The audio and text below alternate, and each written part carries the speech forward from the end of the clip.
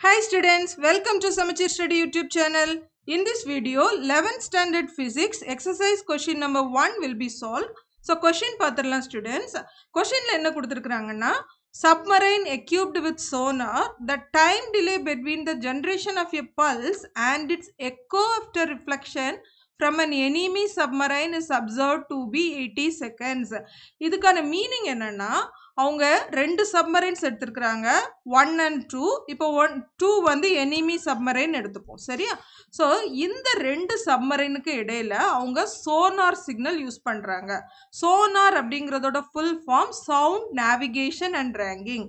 இது எதுக்கு யூஸ் பண்ணுவோன்னு சொன்னால் ஒரு டிஸ்டன்ஸ் ஆப்ஜெக்டோட டிஸ்டன்ஸ் எவ்வளவு இருக்குங்கிறத மெஷர் பண்ணுறதுக்காக யூஸ் பண்ணுவோம். ஸோ நீங்கள் ஃபர்ஸ்ட் சப்மரைனில் இருந்து பல்ஸ் வந்து செகண்ட் சப்மரைனுக்கு அனுப்புவோம், அது திரும்ப ரிட்டர்ன் ஆகுது. ஸோ இப்போ நல்லா நோட் பண்ணிங்கன்னா உங்களுக்கு தேவையானது ஒரு சப்மரைன்லேருந்து செகண்ட் சப்மரைனுக்கு இடையில உள்ள டிஸ்டன்ஸ் மட்டும்தான்.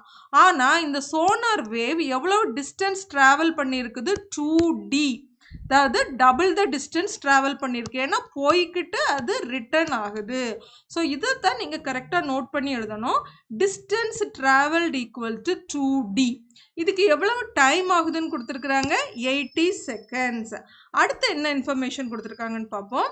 If the speed of sound in water is 1460. So அடுத்து கொடுத்துருக்கக்கூடிய இன்ஃபர்மேஷன் ஸ்பீட். ஸோ ஸ்பீடோட வேல்யூ எவ்வளோ கொடுத்துருக்குறாங்க 1460 மீட்டர் பர் செகண்ட் அல்லது ms பவர் -1. ஸோ கொடுத்துருக்குற என்னென்ன இன்ஃபர்மேஷன் பார்ப்போம். ஸ்பீட் கொடுத்துருக்குறாங்க, டைம் கொடுத்துருக்குறாங்க. இந்த டைம் வந்து 2D டிஸ்டன்ஸை ட்ராவல் பண்ணுது. ஸோ இப்போ வந்து நமக்கு ஸ்பீடோட ஃபார்முலா தெரியும் ஸ்டூடெண்ட்ஸ். ஸோ நம்ம ஸ்பீடுக்கு என்ன ஃபார்முலா யூஸ் பண்ணுவோம்? Speed equal to distance divided by time சரியா. ஸோ எவ்வளவு டிஸ்டன்ஸ் ட்ராவல் பண்ணியிருக்குது 2D டிஸ்டன்ஸ் ட்ராவல் பண்ணியிருக்குது. அதுக்கு எவ்வளவு டைம் ஆகுது 80. அதுக்கான ஸ்பீடு எவ்வளவு 1460. இதை நீங்கள் கரெக்டாக எழுதிட்டீங்கன்னா நம்ம கண்டுபிடிக்க போகிறது D. சிம்பிள் மேத்தமெட்டிக்கல் கால்குலேஷன்ஸ் தான் ஸ்டூடெண்ட்ஸ், நம்ம டைரெக்டாக பண்ணலாம். So speed equal to distance travelled by time. So நம்ம இப்போ சப்ஸ்டியூட் பண்ணிக்கிட்டு இந்த 80யை 1460 கூட மல்டிப்ளை பண்ணுவோம். 80யும் 1460வையும் மல்டிப்ளை பண்ணிங்கன்னா 116800 கிடைக்கும் சரியா. That is equal to 2D.